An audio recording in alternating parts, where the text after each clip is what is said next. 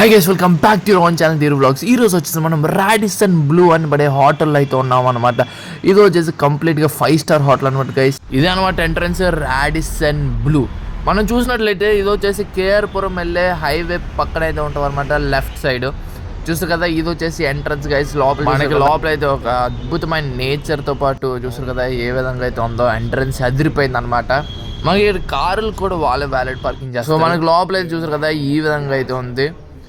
So ఇక్కడ వచ్చేసి మనకి రూమ్స్, బిజినెస్ సెంటర్స్ మరియు పార్టీ హాల్ అయితే ఉంది.